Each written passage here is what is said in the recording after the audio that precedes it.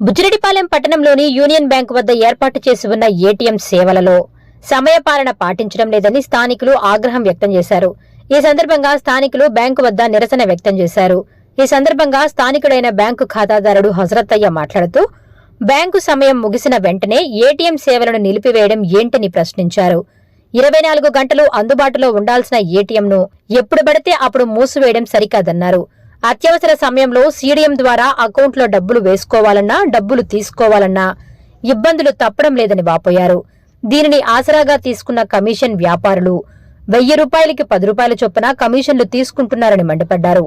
దీనిపై సెక్యూరిటీ సిబ్బందిని గతంలో ప్రశ్నించగా తమపై దాడికి దిగుతున్నారని ఆరోపించారు. యూనియన్ బ్యాంక్ నిర్వాహకుల తీరు కమిషన్ల వ్యాపారులకు వరంగా మారిందని విమర్శించారు.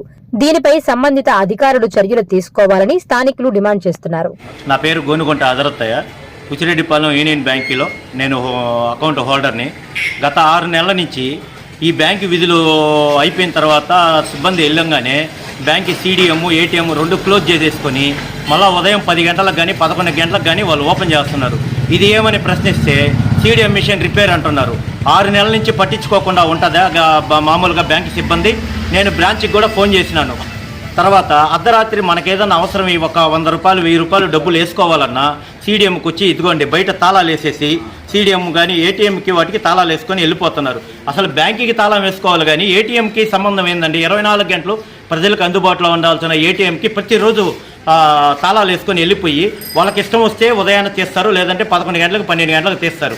అర్ధరాత్రి మేము డబ్బులు వేసుకోవాల్సిన పరిస్థితుల్లో డబ్బులు వేయలేక పక్కన ఎవరన్నా ఆశ్రయిస్తే 100 రూపాయల లెక్కన కమిషన్ తీసుకుని మా దగ్గర డబ్బులు తీసుకొని మా దగ్గర ఆ ఫోన్పే వేస్తున్నారు. ఈ విధంగా ప్రశ్నిస్తే వీళ్ళు సంబంధమే లేదు. అదేమంటే సెక్యూరిటీ గార్డు ఉన్నన్ని రోజులు అతను పైకి వస్తూ ఉన్నాడు. ఏం సార్ మీరు సాయంకాలం మూతేస్తున్నారంటే మా ఇష్టం అని.